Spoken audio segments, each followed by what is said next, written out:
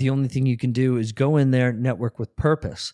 And that's what these things do to me. That not only it's that, oh my gosh, I just met this person who could potentially help me out down the road. How can I help make an impact in his or her life right now to make sure they don't forget about me? So those are the things that excite me, and it almost feels like a hobby. Personal development should be part of your routine, but to me, it's almost like a hobby.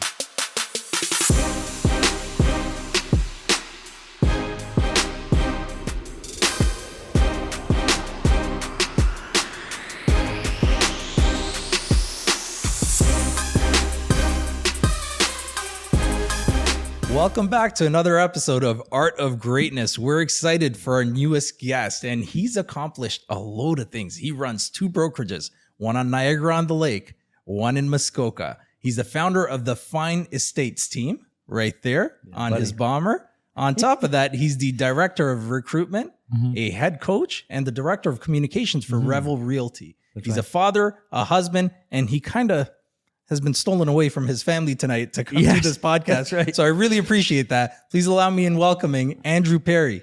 Thanks, buddy. I really appreciate it. Thanks for having me on. This is amazing. This is a really great office here. Toronto, it's amazing. I love Toronto. I've been here. I try to come I've been here like once every 2 years. And in the last 6 months, I've been here almost once a week. So it's good to be here. And what keeps bringing you back now?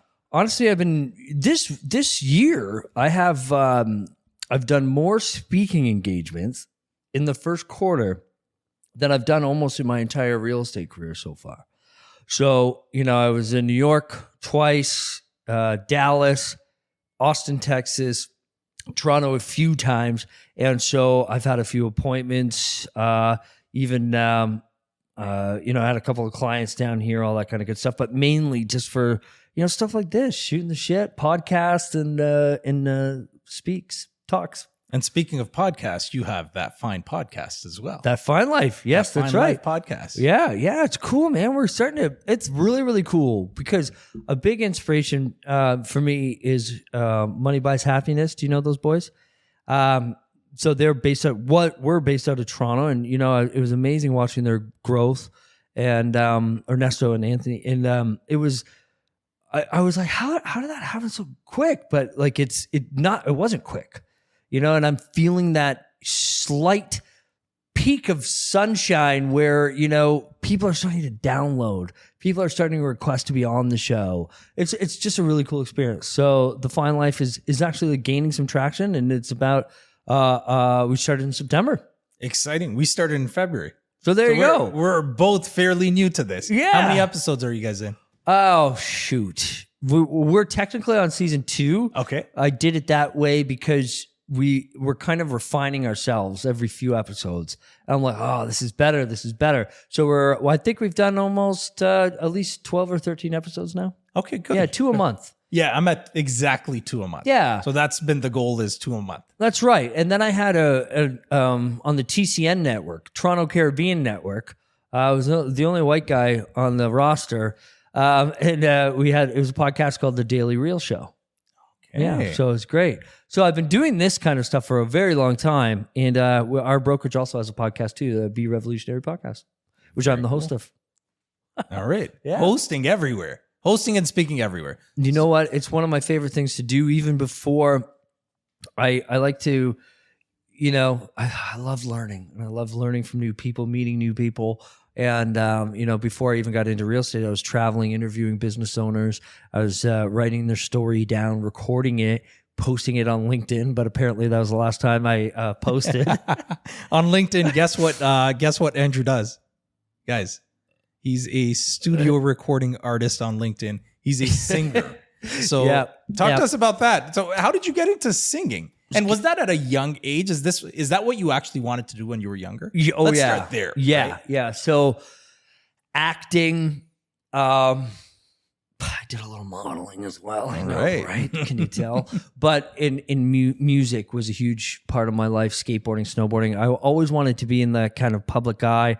I was it first started out, we did a band. It was like emo, like covering Simple Plan, Newfound Glory, stuff like that. We used to play a lot of shows, Cathedral, the Opera House in Toronto. And, our lead singer just didn't want to do it anymore. And so I stepped in and I loved it. And, I really, really tried my best at it. And then, we got together in about high school, I guess you'd say. So, but the band was probably grade 9 is when we started, right? Fresh into high school. And then by the end of the high school, I was the lead singer, screamer. Our band was going on tour. We were, opening up for Gob, Grade, Cancer Bats, Fall Out Boy, some really, really big acts. So it was great. And I just didn't, by the end of it, I was having so much fun that I was like, partying a little too much, letting it go to my head, and the band kind of broke up. And then from there is when I got my solo career. So Monocle Lights, shout out to him. He was Captain Hooks back in the day when we first started in Toronto, Class 21 Records. With how long you been in Toronto? Since 97. Okay. Did you ever heard of a kid who talked with a stutter, but when he rapped, it was just perfect? He rapped for Drake, Carl Wolf, like a whole bunch of people. Named Little Jakes is his name. Little Jake? No, yeah. I haven't heard of him. He's not little anymore. He's like 6'4" last time I saw him. But anyways, did a couple of songs with him, Dundas Square, Carl Wolf. So it was a really big part of my life. And, when I was trying to make that transition out of the industry, I lost a big contract to go speak in Dubai. To go sing in Dubai at a hotel on contract for 6 months. It was a big, like I said, big part of my life, big contract. And what happened is, like I said, that partying caught up to me. I was, pulled over by the cops. I had a court date. I ended up winning the court date. I fought it, and it went in my favor, thankfully. But unfortunately, the court date was right in the heart of the 6-month contract, and they wouldn't allow me to leave Dubai, go do my court case, and come back. They said it was a violation, so we squashed it before it even happened. Wow. And how much would a contract like that be? Or do you remember how much that was specifically? It wasn't approximately much. It was flights, hotel, food, and I honestly can't even remember the money. It wasn't a lot. Maybe 10 grand for the 6 months, maybe. Wow. Yep. For all those people who are trying to be singers out there, that's what the life is, right? You know what? It was amazing. It was amazing. And then I got into my sales career and I realized how much fucking money you can make selling shit. So, sorry, are we allowed to swear on the podcast? Yeah, of course. Fuck yeah. I realized that it wasn't necessarily, because everybody says, why did you leave? Music is a passion, I could tell. But why would you leave? I said, look, if it really was that big of a passion for me, I would have taken it more seriously. Do I love to sing? Do I love, playing guitar and especially around the campfire? Of course.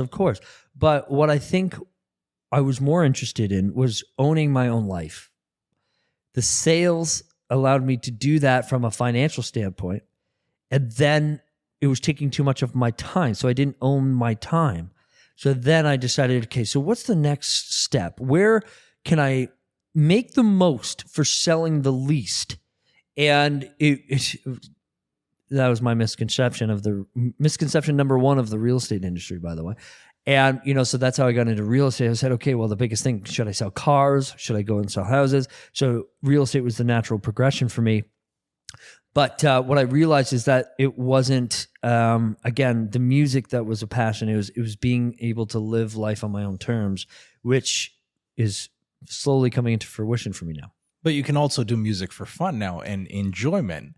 Because I find sometimes when you take a hobby that you love, that you truly enjoy, and you start getting paid for it, you sometimes lose passion for that thing. And then when you're getting paid for it, it starts to slightly water it down. So not for me. Okay. Because for me, the thrill is the transaction. So you pay me for my time for music. When I'm so excited to finish because I know and do a good job, of course, because that's how you get asked back in real estate and in music. And that transaction of you paying me for my skill it's the burning desire to sell. It's what really fuels me. So to answer your question, no, I don't think that it watered it down for me at all. And what I do now, as opposed to picking up my guitar and singing as a hobby, is I work on self-development. So it's what can I learn? Who can I meet? Like honestly, these things, like a lot of people would be like, why would you spend? My wife even does that too. Why do you spend? What is this podcast doing for you? What is the ROI on this networking event?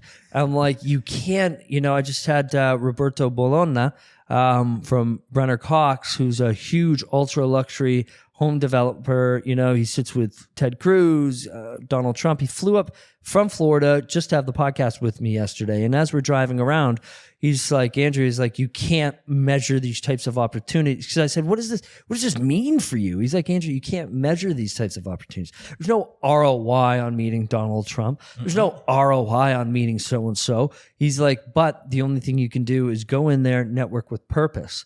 And that's what these things do to me. That not only it's that, oh my gosh, I just met this person who could potentially help me out down the road. How can I help make an impact in his or her life right now to make sure they don't forget about me? So those are the things that excite me. And it almost feels like a hobby. Personal development should be part of your routine, but to me, it's almost like a hobby. And it should be for everyone, actually. I don't think people take the opportunities the right way as they come. I'll give you an example. So we go to the Forum every year. And the Forum takes place in November. Last year it was in California. This year we're going to Austin. And you get some of the top agents from across the world. Some of these guys do $700-800 million a year in transactions. Georgia? $1 billion a year. Santiago Arana. Gina. Do you know Gina? Yeah. And they're friends of mine. California. Yeah. Gina and George. Those guys are fantastic. Huge. But you get to rub shoulders with some of the best in the industry. And a lot of the people that are there are just there to take selfies and for social reasons. And then the people that are truly there to learn are asking questions, are rubbing shoulders the right way, building relationships, because who knows where that's going to lead you. I agree. And you know what? I like what you said is because what I find is that we talked about this off camera too. It's like when people get, a little bit of a platform, they kind of let it go to their head. And if you're one of these people and you know who you are, I want you to really consider, because I've done this. This is how I know. I would go into conferences thinking everybody knew my name, and it might have been true. People stopped me left, right, and center, but I didn't take advantage of those opportunities. I kept my head down. I said, thank you. I said, yeah, blah, blah, blah. And then I was too cool. I thought I was the guy that everybody was there to see, which is not true by any means. So, take advantage of these types of networking events and really make an impact on someone. Ask questions. Yeah, and then who knows, maybe for me, I was starting a podcast. I didn't know if I would at that time. It was just a thought. It was something that I wanted to do. I hadn't even purchased the equipment yet. And then next thing you know, we've had some of those people on the podcast. We have special relationships with them. Some of those people were here 2 weeks ago. Alexia Umansky was here. Yeah. Mauricio's daughter. And then Mauricio just came out with his new book today. So there's a lot of that happening now where you have these guys and you can text them. You've built a relationship versus just a selfie, let me post to say, hey, I met this person and let me use it for clout. Gone, right? And there's no real relationship there. So it's fascinating, but you're great at building relationships and you're great at leading. And you got into real estate from gym memberships, right? Yeah. So talk a little bit about that and the Grant Cardone syndrome. So the high volume sales aspect of, gym sales, corporate sales, like, you were in your past life too, it taught you the importance of follow-up, lead generation. Like I've got people coming up to me all the time, calling me all the time, like, Andrew's like the latest software, the latest lead generation. It's like, okay, are you using it? I see your ads here. Like, how are they working? I need some really good lead conversions, but nothing's working. Like, what's the best company for online? I'm like, what are you talking about?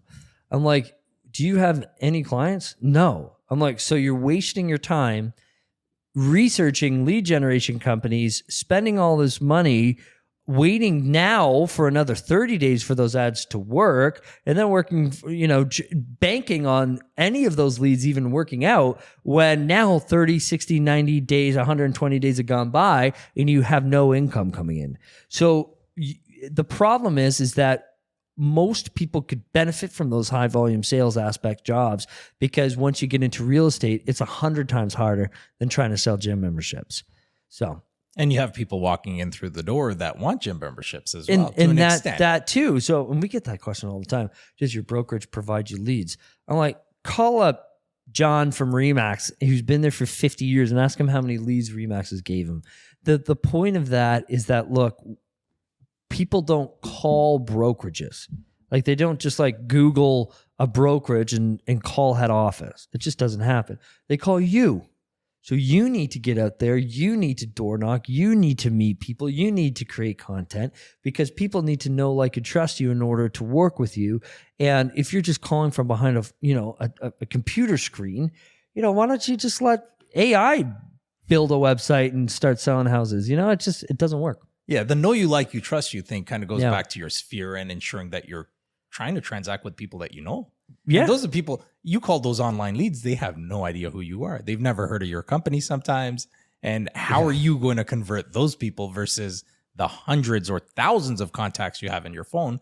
And then we have agents that are truly scared right now to pick up the phone and call. Mm-hmm. A lot of new agents, when you tell them, you need to call your sphere of influence, you need to call every contact in your phone. Yeah. And they don't do it. Right. A week goes by, 2 weeks go by, 3 months go by, and then they end up quitting the industry. Well, what happened? Well, all they had to do was pick up the phone. And here's the thing. I think it's because there's a confidence issue in what we do. I've talked about this before. Realtors are professionals. Like doctors, yes, like doctors, like lawyers, like mechanics. We're professionals, and we need to act as such. But there's a lot of people that are good at what they do, but they don't feel that they're qualified, or, imposter syndrome. They don't feel like they deserve the type of money we make, and they feel almost inferior or not deserving when they're making these phone calls. Like, oh yeah, it's this guy, he needs to call me because he's desperate for a sale, or this is, intruding, or oh my God, look at this guy, he's actually got to pick up a phone to make a sale. You know what I mean? There's a certain level of, what's the word? Let's just say that they're afraid to pick up the phone and call their sphere, which I'm like, the spheres are the best people to call. You shoot the shit, and then hey, while I have you on the phone, is there any questions about real estate I can answer for you? No? All right, buddy. We'll talk to you next week. Not, hey, do you want to buy with me? Yeah. When you buy. No, just lead with value. That first conversation you're having, and this is great training, guys. First conversation you're having with people needs to be relationship building. It's not you asking for business. It's just not. And not to mention, it becomes a little bit of an inside joke by the end of it. Your first few calls, it's like, John, I'm just checking in with you, man. How you doing? I'm doing all right. Yeah, good. Hey, I just saw you posted a baby photo. I can't believe it's been a year already since your son's been born. That's wild. Blah, blah, blah, blah, blah, blah, blah. While I have you on the phone, is there anything about real estate I can answer for you? I know media is going crazy with interest rates are high, prices are dropping. You got anything for me? No? Okay, great. I'll talk to you later. You call him back again. Hey, happy anniversary. I saw it was you and your wife's anniversary. Congrats, man. That's great. Well, I have you on the phone. Is there anything I can? No. Okay, great. And by the third time you call, they're like, hey, Andrew, by the way, while I have you on the phone, I've got somebody who's interested in real estate. Can you take them on? And so it becomes a joke and a fun thing that they look forward to. So get out there and make the damn calls. Make the damn calls. That's great advice. It's simple advice, but it's great advice. And a lot of people try to spend money on their business trying to make it explode. And it's not the right way to go in the beginning. Yeah, of course. I do think there's a time and place, because Facebook ads do have their time and place. Oh, of course. Google ads, YouTube ads, they do work. Right. But they're going to cost a lot of money, and you need to do them for 6, 12, 18 months in order to see a return. You're not turning around in 60 or 90 days and getting transactions from it usually. Exactly. I mean, like the conversions at 1 to 2%, you get 1,000 leads. That could be a decent. 2 if you're lucky. 2's on the very high end. Yeah. But you get 1,000 leads, and then how long does it actually take to get that conversion? Is it even worth it? Yeah, you know what I mean. I'm with you. All right, so you get into real estate, and you were with I'm blanking name of brokerage. The first first brokerage. yeah, you joined. Royal LePage. Royal LePage, and then you jumped to Revel. Yeah. So talk to me about jumping to Revel and why you made that move, because Revel's been revolutionary 100%, and it's been a big name like the agency Right. that has come out very strong in the last few years. Right. And talk to me a little bit about Revel and what drove you to them. So I love this question because a lot of your agency listeners are going to be able to relate. So essentially, I saw, just like I saw in LA Fitness, because when I joined LA Fitness was only out in Canada for about 8 years. And I saw how big Good Life is.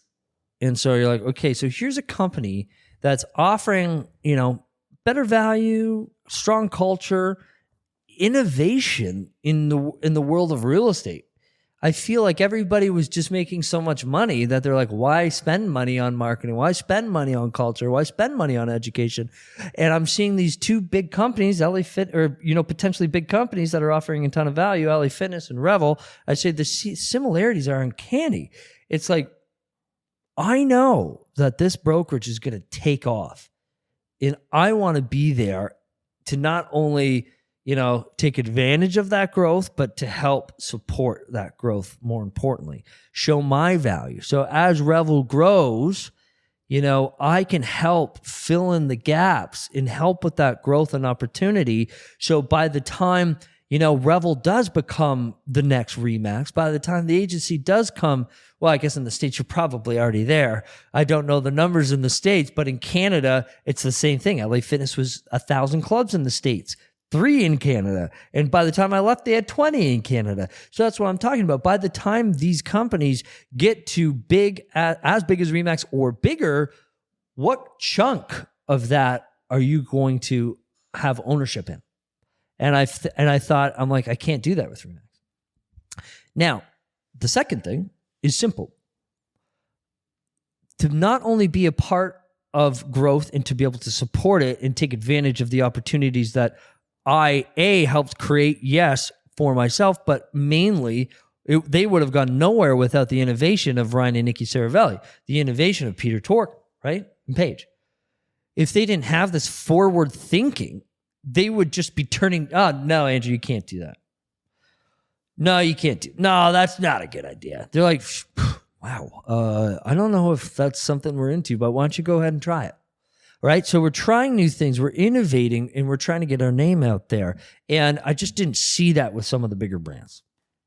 That's fair. Yeah. That's fair. And how's that transition now been going 5 years with them? And you've now opened up the brokerage in Muskoka, the brokerage in Niagara-on-the-Lake. Mm-hmm. How many agents do you have? So directly in our Niagara-on-the-Lake office, we have 25 in and around there. And in Muskoka, we have 4. Directly on my team, we have the 2 from Muskoka, and we have 8 in Niagara, and then 3 admins. Okay, fantastic. Yeah.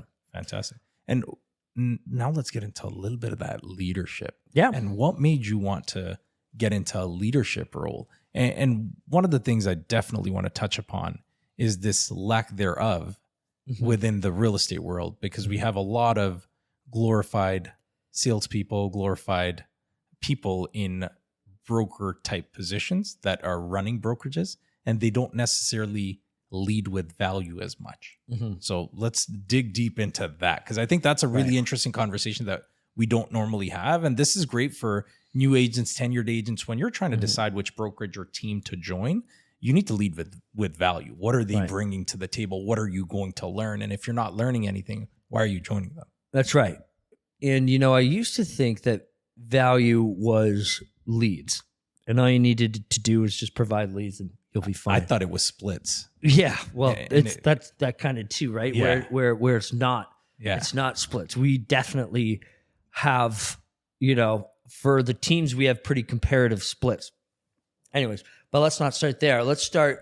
So why did I want to become a leader? And why did I want to take on these types of responsibilities? I'll tell you why. It comes down to this. It's because I'm lazy.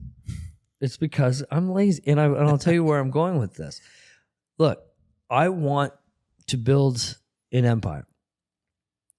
I cannot do that if I'm running around with like a chicken with its head cut off, going from showing to showing, writing offer to offer. I want to be able to have the free time that I need or require in order to grow. So I value the fact that I'm not running around. Okay, I might be in my car going to Toronto, going to New York and all this other stuff, and I work pretty damn hard. But when it comes to servicing the clients, there's no better service than what you can do or provide for your actual realtors. And then that trickles down to your clients. So what I like to do is, go into a market, become a top producer myself, get used to the way the market reacts to my style. And then we put our realtors in there, and then we hire our senior sales, and then we get our VP of sales in there. So it's basically taking that corporate structure and putting it inside of a real estate team. And, as soon as I started the team, you cut your income in half, plus add expenses, because now you're giving away your business, as well as you're adding, we've got a very similar desk, right? These things cost a lot of money. They cost money.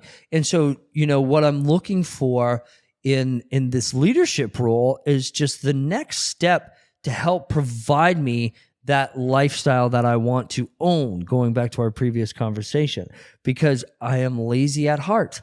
I eventually want my businesses to run without me. See how I tied that in there? Just joking. So, but it's just like any investor, right? You want these. I'm never going to use the passive income for this type of a business, but I want to have my business run itself. The CEO, the ownership mindset, where if I'm having to work into the business every day, then it's not an empire, it's just a job. And so that's why I decided to get into leadership so early on in my career, is because that I knew very quickly that I didn't want to be, running around trying to chase deals all the time. Now I'm empowering my team, which is all women except for one, by the way, to, do it themselves, to empower them to become the best they can be so that they can move up into their own leadership roles. Because eventually my VP of sales will take my role that I'm in now, and then I will go to the next level. That is very interesting. What's your personality traits in terms of DISC? Have you ever done a DISC assessment? Oh, yeah, I forget, but I'm very high in one of them, and I think it's a D. Okay. I can't remember. Okay. I think it's a D too. Yeah. I feel it's a D. I'm very high so I was a very high D early on. And as experiences evolved, the last time that I did it was 3 years ago or two years ago. Mm-hmm. And I was an extremely high I, but I was still a very high D, but right. I was definitely the dominant, which is more influential than dominance. But I've, I guess, learned through the experiences to flex that side more, because it gets more done usually. The influential side gets more done than the driven side. The driven side you need. Like, I agree, but that's why, again, call it laziness, call it unavoidance, call it leadership, which I do, is that I knew that I couldn't lead my team in the direction that I wanted the team to be led by me leading it, if that makes sense. So what I did is I put Crystal, who is our top salesperson, into the VP role, because she did a much better job communicating, training, and supporting our agents than I did. So you have to be self-aware. You have to check your ego if you really, really want to grow. That's what I never understood about real estate agents.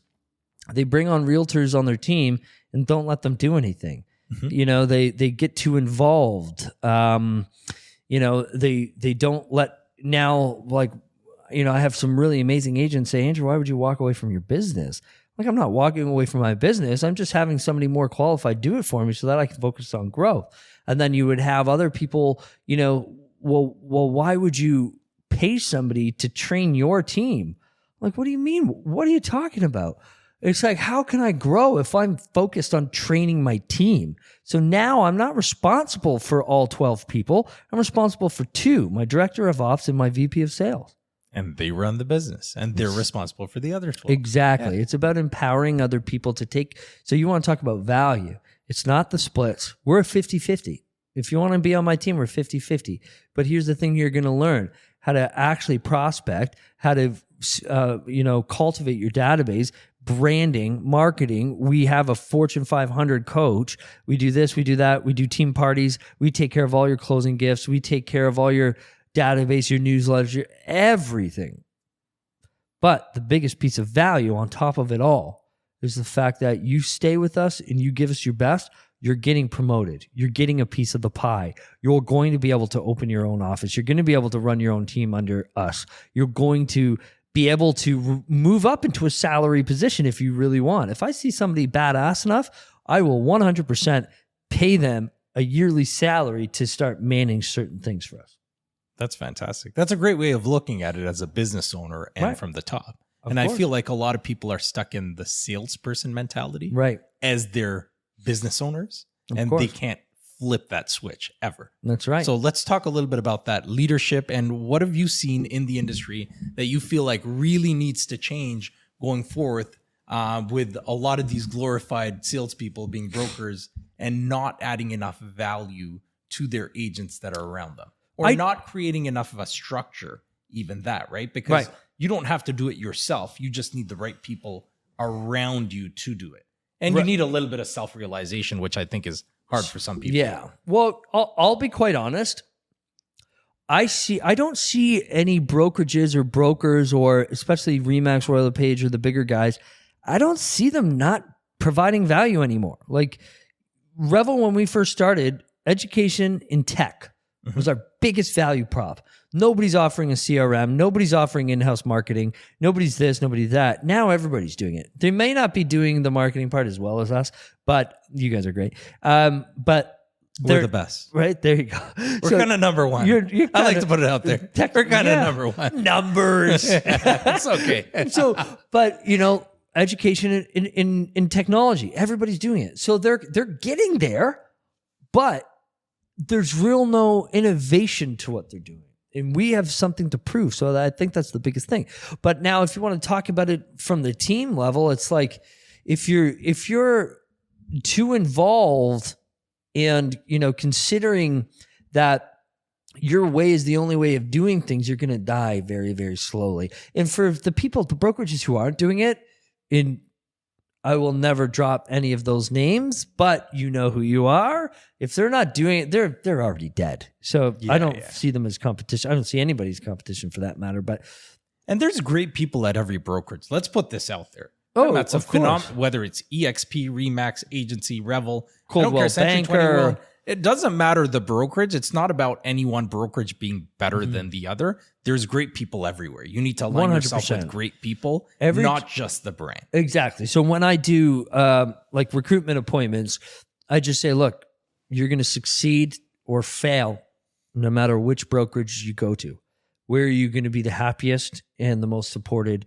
And that could be different between who's running that office or not.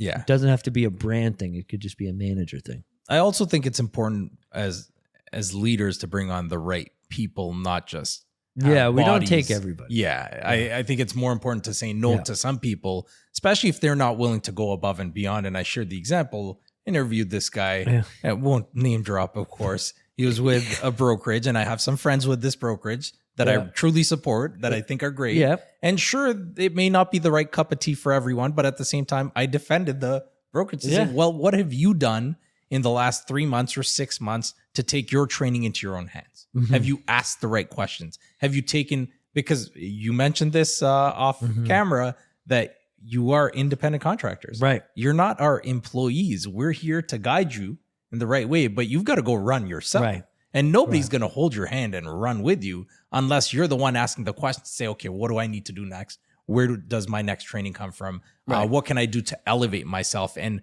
really going back to your earlier points in the conversation, how do I better myself? Self-improvement is key. But if you're not seeking self-improvement and you're just hoping for it to happen, and I said this to a couple of people, even during coaching sessions, head coach. So I said this, I was like, do you want it, or are you willing to do whatever it takes to achieve it? And they're two drastic, different things. But people don't, it's so hard for people to grasp that. They think they think they want it. They think they will do whatever it takes. But you said something and I didn't really answer you. So I want to touch on it because you kind of said, what are brokerage? What's the problem with brokerages that you see? What can be fixed? But I think as the industry as a whole, I think what's kind of, I don't want to say ruining our industry because I don't think of it that way. I just say, if this is for individual agents or people that are like not making the money that they want to make and they feel like they're working really, really hard. It's the social media. All right. And this is coming from a guy who does a ton of social media all the time. That's one of my biggest value props that I felt that I brought as a team lead and as a realtor and as a realtor to a brokerage. And what I've realized is that complements everything. But what I realized was that social media is not marketing. It's not advertising. It's social media. And what I feel like is that people are spent years and years and years trying to properly perfect their craft on social media that they totally lost track on how to prospect, how to actually talk to people. So I was at the Buzz conference. You were there. Mm-hmm. Not one friggin' not one friggin' person talked about social media for growth or to grow your bit, to convert deals. It was all about going back to basics, meeting people in person, and creating those actual relationships. Because what we're finding now is that the top producers are still selling. The people who, regardless of how long you've been in real estate, but for those who are doing decent at converting incoming people on social media or leads or cold leads or hot leads or whatever, it's just not working anymore. People realize that social media is supposed to be social. They don't want to be sold anymore. And so that's the problem. It's like, these people are on TikTok I'm not bashing TikTok, but you're spending too much time. You spend 4 hours on a reel. I've seen people spend 3-4 hours on a single reel. And I'm like, spend 3 hours fucking calling people. Spend 3 hours prospecting. Go door knocking. Right. Go do something and these things are free. Calling people, door knocking we're not even telling you to spend your money. Right. Spend your time wisely. Exactly. And I'm doing that every day. And so people are like, well, Andrew, how could you say that? You post 2 to 3 times a day and like fucking 30 stories a day. I'm like, yeah, but it doesn't interfere with my growth. I don't have a problem. I close deals. I do deals. I support my team. We're growing. We grew by over 40% last year in the slowest market I've ever seen in my life. We grew. We went from 2% down to 0.8% in the entire market. And so we did that by, I hate to say it again, but back to basics. Just like normal people talking to normal people, helping them with their needs. And that's it. I love it. Love it. Yeah. These are perfect gems. So let's dig deep into coaching a little bit. So do you enjoy coaching? Is that one of your favorite things to do? So if you could do anything, you like public speaking. Yep. And what would you do in the next, I'd say 5 years? What's your outlook on real estate, on your personal career? What are you really looking to do? In terms of elevating yourself into that business owner? Yeah. So, biggest thing for me is brand awareness. My business is 90% agent referrals. We did 51 real agent referral connections last year. So I say connections because we didn't close 51 of them. Some of them didn't end up working out, but we're still working with them, blah, blah, blah. So, 51 agent referrals in 2022. 90% of my business is agent referrals. And I base my entire business off brand recognition. So that's just how I personally do it. I haven't really met anybody else that can replicate their business like how I do mine. So you got to focus on your strength. Where does 80% of your business come from? Focus on that. If 20% came from online leads, ditch it and focus on that 80%. So what am I doing? I'll be doing way more traveling, way more speaking, way more podcasts, way more guest appearances. We're working on a show as well. We were filming that last year. I hate to say it, but some type of course, some type of book, eventually that's in the 5-year plan for sure. Whether people, it's a bestseller or whatever, it doesn't matter. It's more of a business card. It's more to help build that credibility, put a face to the name for the people that don't normally or don't know who I am yet. So that's all it is. And just to correct you, so the head coach is actually just how we call the people that run the brokerage. Okay. Right? Who run the play. So I have my VP of sales who does the coaching. We also have a Fortune 500 coach, Mary Ann from Red Apple Coaching. She coaches the entire team and our VP and myself. And then we have what we call mentors. So our mentors are people who've been in the business 3 years, and they help all the first-year realtors. So again, they're doing the groundwork. I'm here to help support. But from a coaching aspect, I run the plays, right? And I love it. I absolutely love it. And what I love more, which is I was really unsure of how I was going to react to this, but what I love more is watching the VP and the director of ops run the plays, where it's not just me now. There's my assistant or my offensive line coach, my whatever sport analogy you want to use.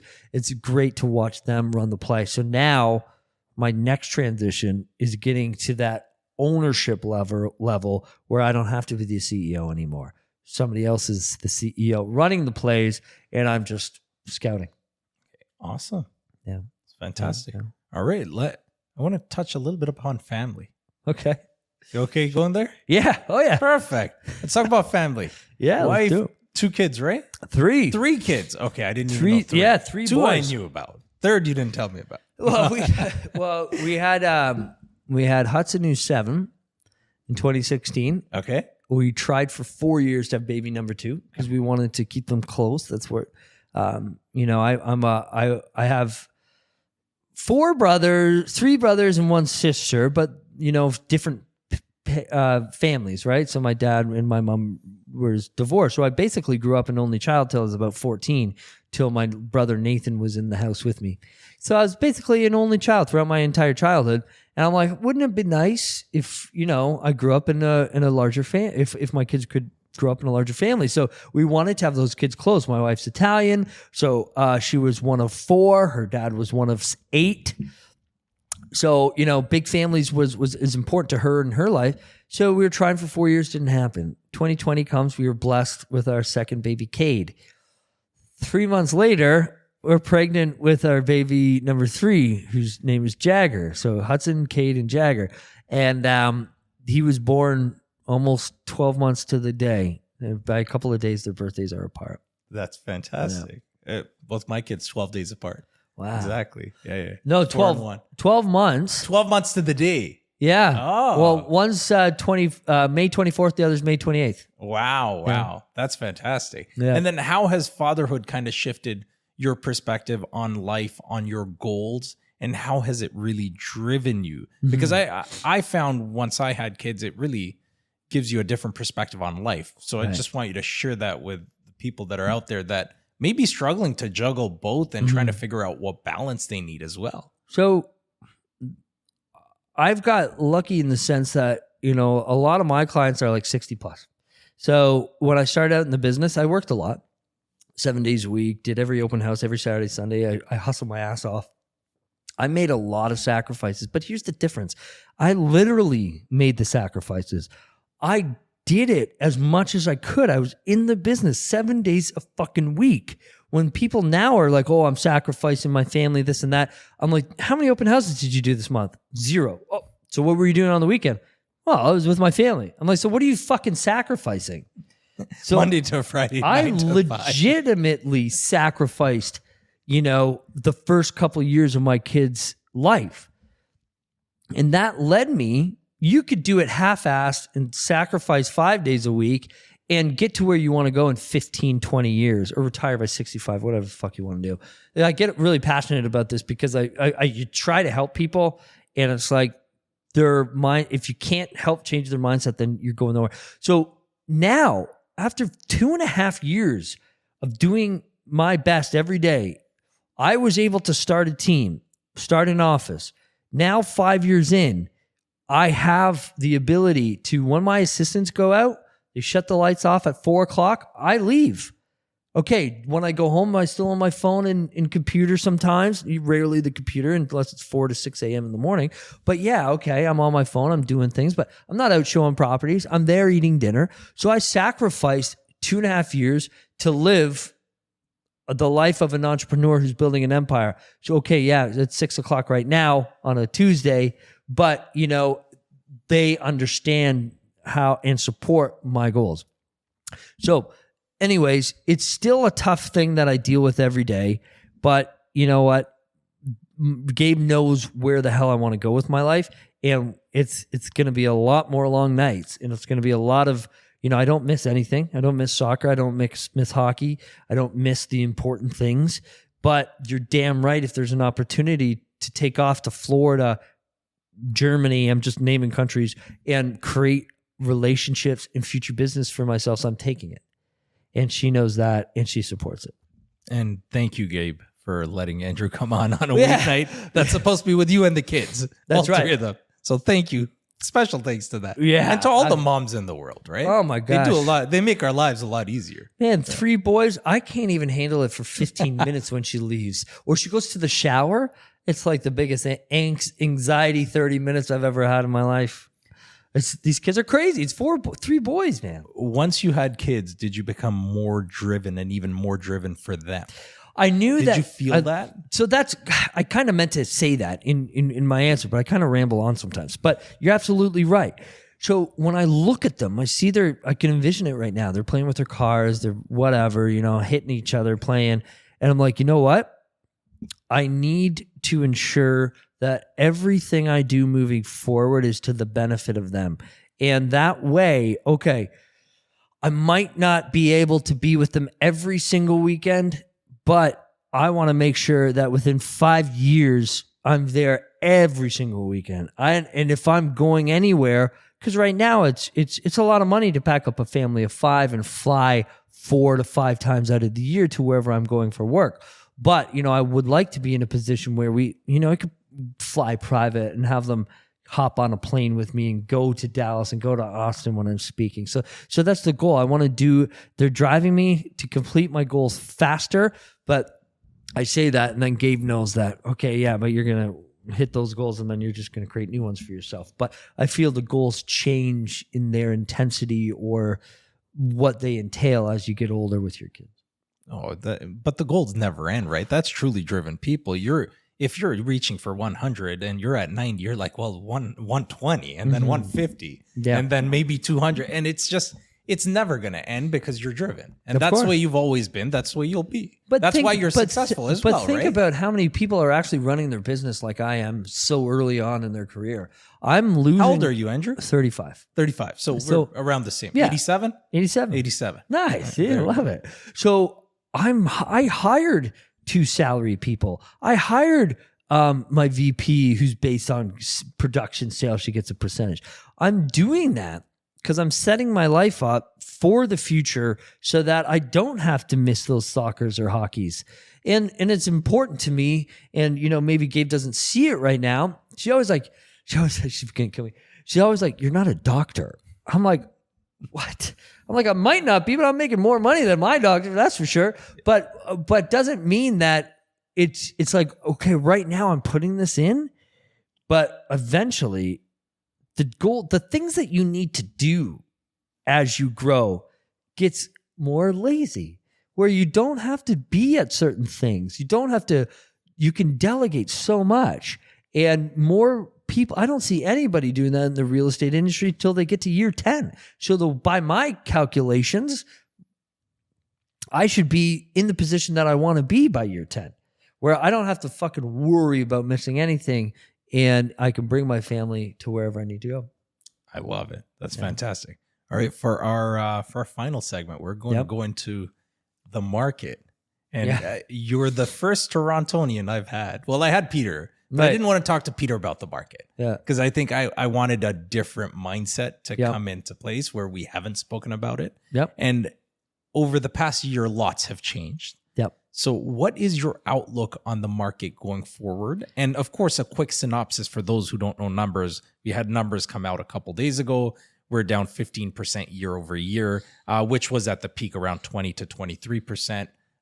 We did go up the last 2 months on average price by 5% and then 1% last month, 1% March and 5% in February. So we are starting to see a bit of a turnaround. We're starting to see list price versus sale price is over 100% already. Days on the market are 19, which is very healthy. Maybe not compared to the 9 from last year, but that was an unhealthy market once again.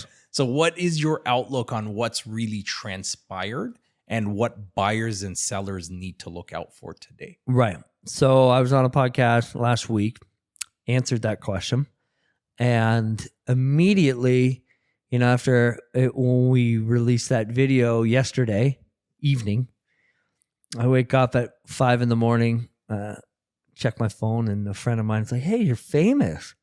Like, what are you talking about? Somebody had screen grabbed our video and posted it on Twitter. Her name is Justice Queen. If you guys want to check her out on Twitter, it's riveting stuff. And basically like calling me a clown because we do over 100 deals a year, more than that. And when I say we can sense things, I mean it, because we're actively doing deals every single day. We can see when things are shifting before the average agent because we're in the trenches. So this girl's like, "What is this clown? Looks like he's got a crystal ball," and it blew up. And I'm infamous on Twitter now. So thank you, Justice Queen. But anyways, so for the market, we're seeing in Niagara for the first time in 12 months, we're seeing conditional and pending sales overtake listings, the new listings daily. So that goes up and down, of course, but even at 40, 50, 60% of new listings is still a strong seller's market. So you're seeing it starting to trend upwards, which what I said on the last video is it's going to be very difficult for buyers. And it's going to get super competitive. And because it already is, actually. Right. We're at 1.5 months of inventory for exactly. That's serious. That's a we're at less. Yeah. So it's an interesting time, but here's the thing. So here's my take on what I think is the biggest difference and what we're going to expect. So last year, when things died down, interest rates were going up, up, up, up. Buyers were like, "There's no way I'm going to be buying something, and then, even if I lock into a 5-year term and rates just keep going up, that's crazy, because just the way it was trending, everybody wanted to wait and just see how far these rates are going to go. So now we've got the rates that are halted. Some people expect them to even go down slightly. Who knows? I don't know anything about the rates. However, what I do know is that now there's a lot of buyer pent-up energy that is ready to explode. And you couple that with 6 months of stale inventory. So every new listing, they're getting popped and grabbed right away. Real quick. Because these 0 people days on the market, 1 day on the market, these 3 people days, have been on the fence watching these shitty old listings that are overpriced not sell. So as soon as new blood comes out, they're attacking these buyers. So that's why all my sellers, if you want to know, if you've got an obvious choice listing where it's in good condition, great neighborhood, it's going to, price well, wait. This is not for the GTA. I don't know the GTA. This is for Niagara. Wait until you see those numbers start trending up just a little bit more and then put your market on. If you're a buyer, you better get in now or you're going to be competing. So if you have conditions, get out there, you maybe have a week. I completely agree with you. I think buyers are going to get bid out by other buyers. Right. And that's just what's going to happen. And we're already seeing it. We're already, look, we don't know how much the market's going to go up. Nobody does. We don't have a crystal ball, but we're of that Apparently same mindset. I do. Even in the Toronto side, we're of that same mindset where, look, if you're just looking to sell and take money to yourself, maybe not today, wait a couple months, you'll get more money. But if you're looking to buy and sell, make an upgrade or a lateral move, now's not a bad time because on the buy side, you're really going to get the deal. Right. And at the end of the day, it's always a good time to buy real estate when you're ready and feel comfortable. and when you're willing to hold for a long period of time and you're not one of those guys buying for assignments for 6 months down the road. Don't This get is me not- started on the Yeah, assignments. yeah. Don't get me- I know it's a big thing I had in a chat Toronto, with but I had a chat with my good friend Mark Salerno from Vaughan. Ah. We were chatting about assignments because there's so many people that just picked up these properties left, right, and center. They're having a difficult time closing on them, and there's assignments flooded in the market right now. right. And Flooded. so, but that's another thing. Like a realtor, I don't know, not to bash anybody's business, but like, I mean, there's a difference between, somebody who wants a paycheck and somebody who wants your business for life. Because none of those buyers are calling those realtors again.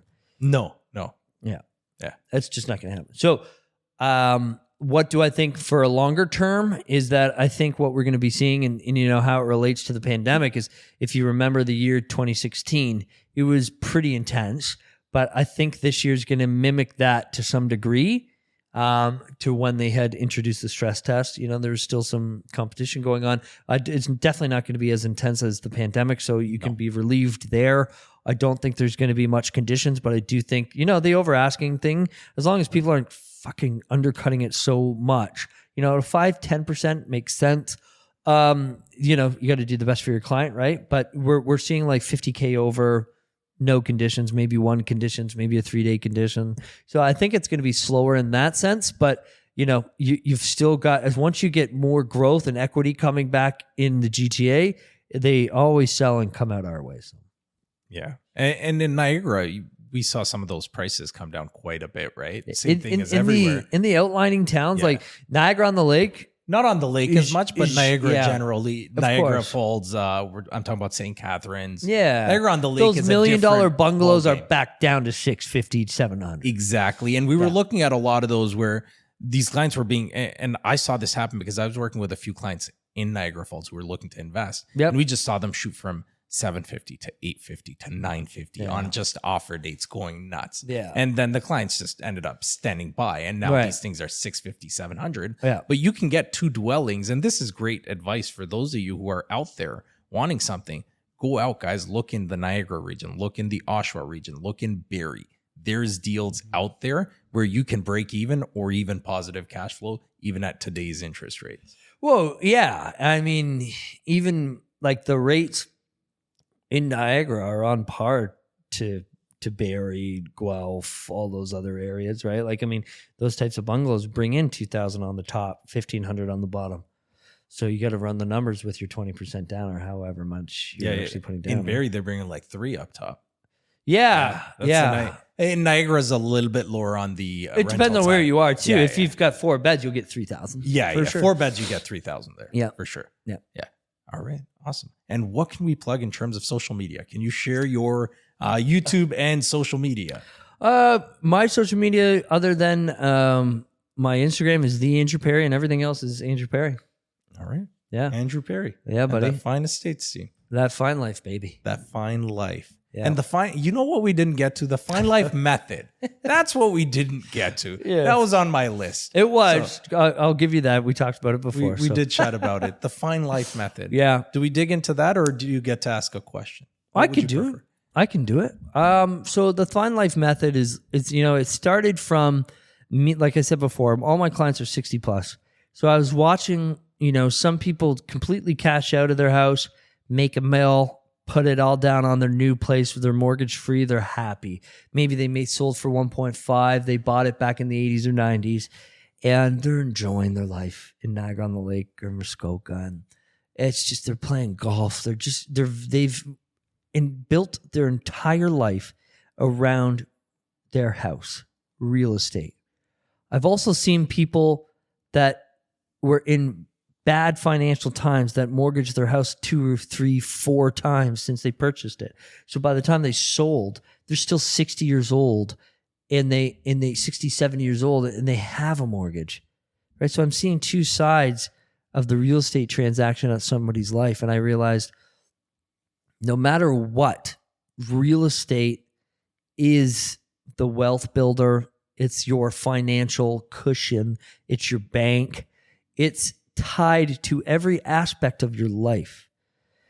And to me, in the ending of your life is where you need to be enjoying it the most.